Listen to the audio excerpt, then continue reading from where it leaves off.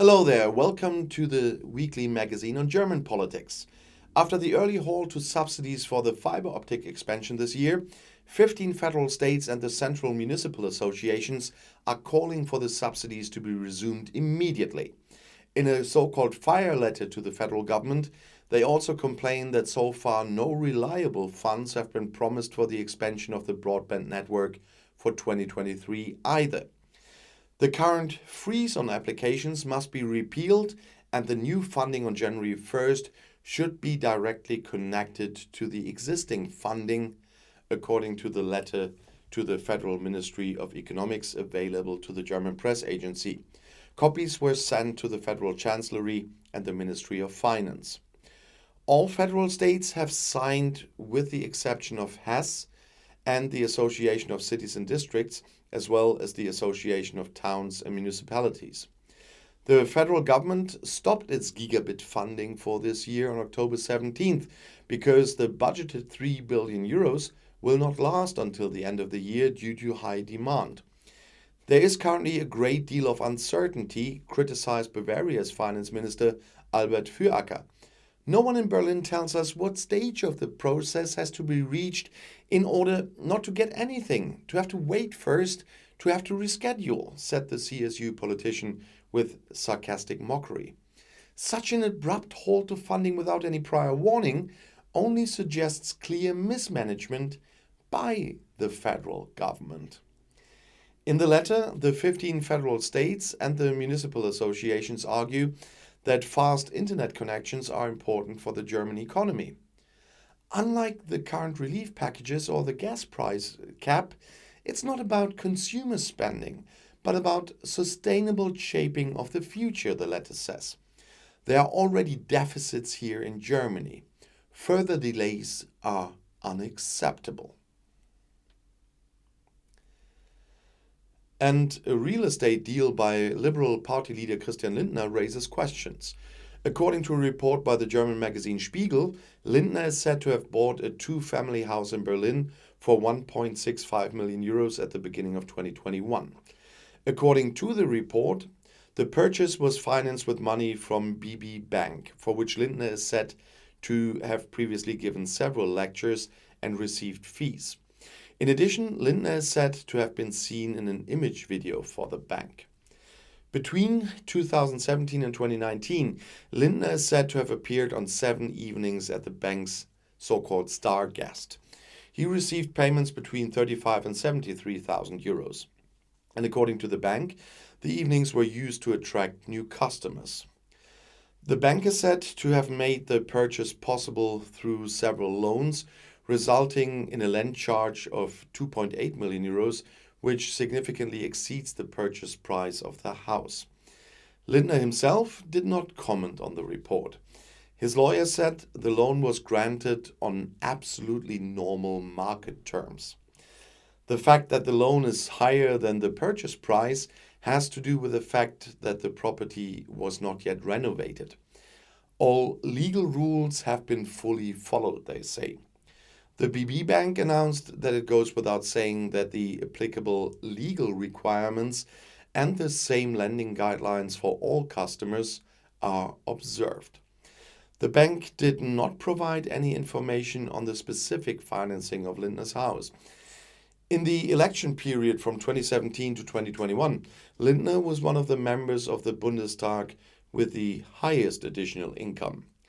Based on the reported fees, income is between 500,000 and 1 million euros. Since the current electoral term, paid lectures by members of parliament are generally prohibited.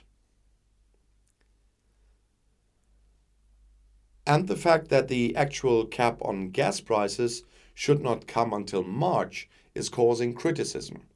Chancellor Scholz now assures full support. The Chancellor has assured citizens and companies in Germany of the full support of the federal government in cushioning the high energy prices. That's the message to the citizens. Everything is done to ensure that we can support you, and we will do it, said Scholz on Saturday at a state party conference of the Bavarian Social Democrats in Munich.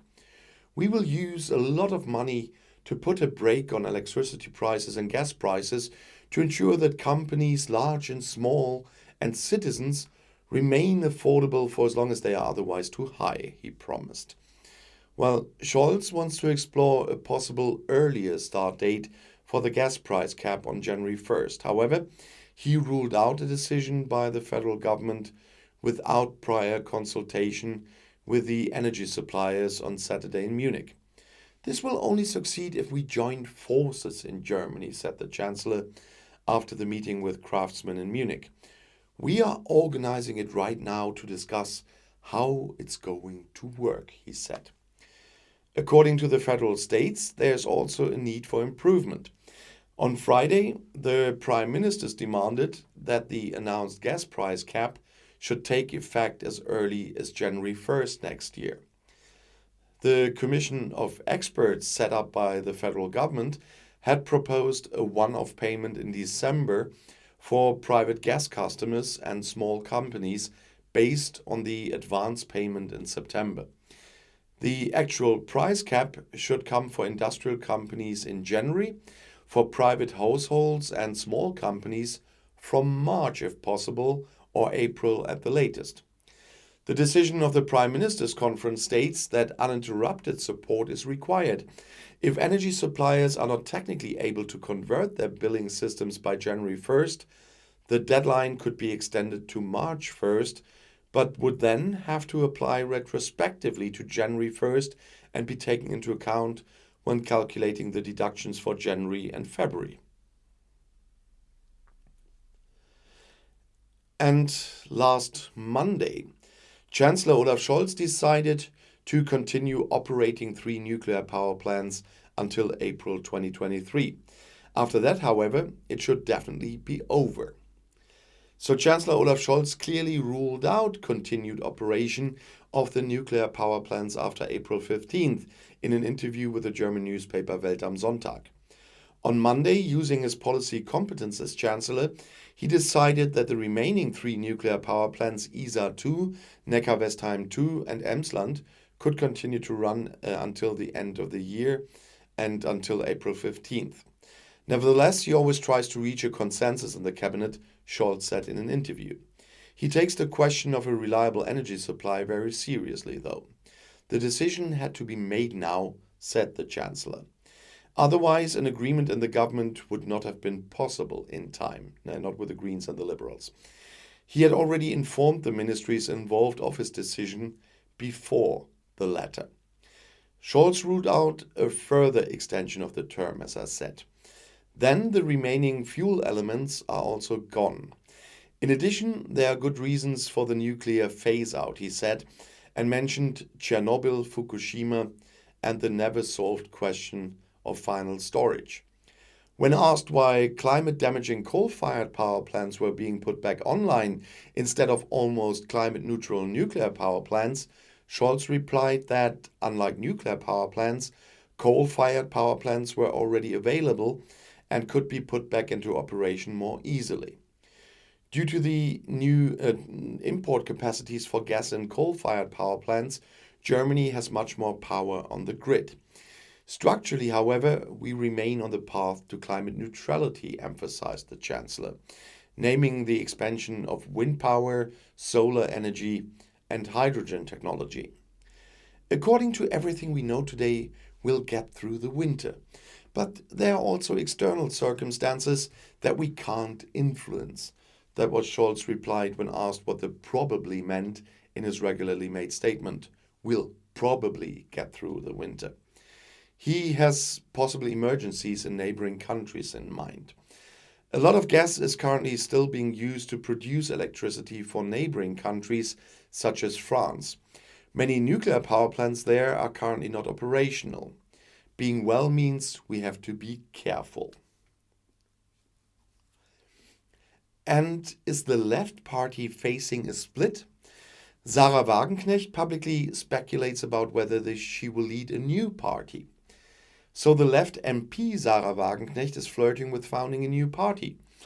I would like a party to emerge in Germany that can change government policy. That's what she said on Thursday evening on TV. However, she added that it was not so easy to found a party. The party executive was again considering a split in the parliamentary group.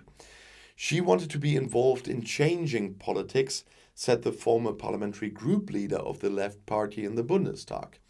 Our country is changing very, very much at the moment. If you don't stop the traffic light coalition, I'm very worried about the conditions in which we will wake up in a year or two. The traffic light coalition is pursuing a really catastrophic policy, criticized Wagenknecht. Hundreds of thousands of jobs are in danger because the traffic light is pursuing a completely nonsensical policy, isolating us from cheap raw materials and cheap energy without having any alternatives, she says. Industry is the backbone of prosperity, said Wagenknecht. If that breaks, then everything breaks away here. That's why there has to be more pressure on this government so that I can't continue like this. Wagenknecht said that many citizens no longer knew what to vote for because they no longer felt represented by any party. According to a survey by the opinion research institute INSA in September, 30% of eligible voters can imagine voting for a Wagenknecht party. 66% of the current left party voters and also 63% of AfD right-wing voters would find it good if such a party would compete in the next federal election. Wagenknecht recently caused controversy with her controversial speech in the Bundestag, in which she accused the federal government of having launched an unprecedented economic war against Russia. This had caused criticism from the party leadership and led to resignations. The Baden-Württemberg board member Luigi Pantisano now suggested in the magazine Spiegel not Wagenknecht but their opponents should leave the group. The party leadership must not look on while politicians in office use the structures to build a competing party, he said. The means by which this is done must be examined. For example, those MPs who act in line with the party's decision-making process could leave the parliamentary group. Then we as the party executive could recognize this group as the parliamentary representation of the left, he says.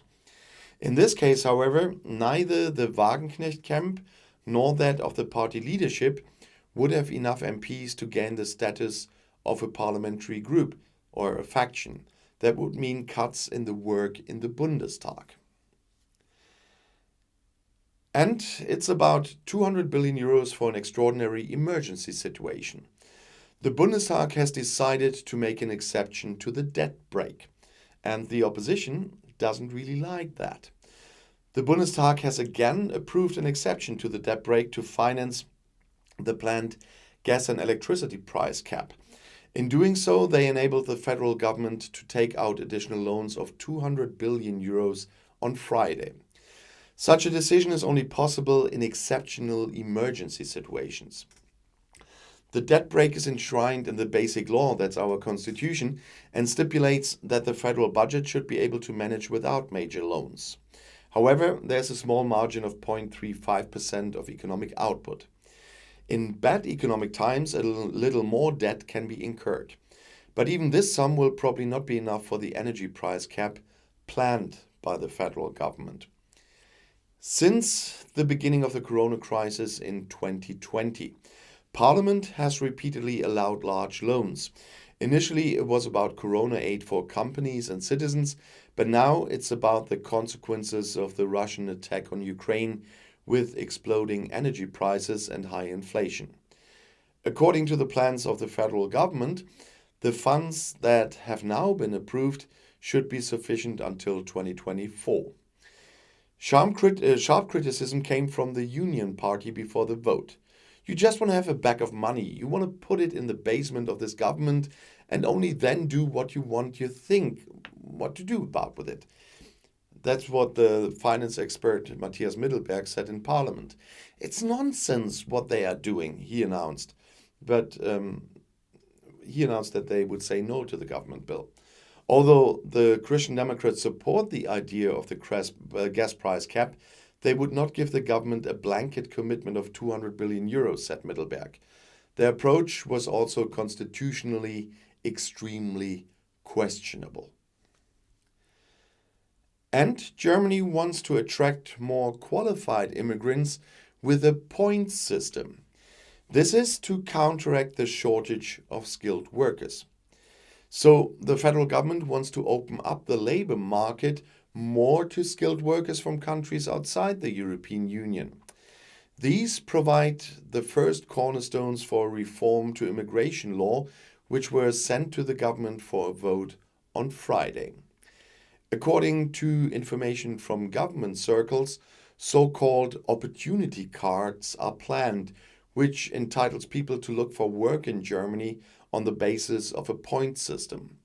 The criteria could include qualifications, language skills, professional experience, and a connection to Germany. Germany needs qualified specialists to remain economically successful. That's what Labour Minister Hubertus Heil from the Social Democrats said in the evening. In addition to mobilizing the domestic workforce, significantly more migration of skilled workers is needed. It's important to win clever minds and helping hands for our job market, he said. According to the information, the key points are to be decided in the cabinet around mid-November. The legislative decisions are to follow in the coming year. According to a study commissioned by the Ministry of Labour, the gap between new demand and supply of skilled workers will grow to around 240,000 people by 2026. According to the latest calculations, however, it's less than half the size expected for 2025 last year. This is justified by the higher labor supply, for example, from refugees, and of course the lower economic growth.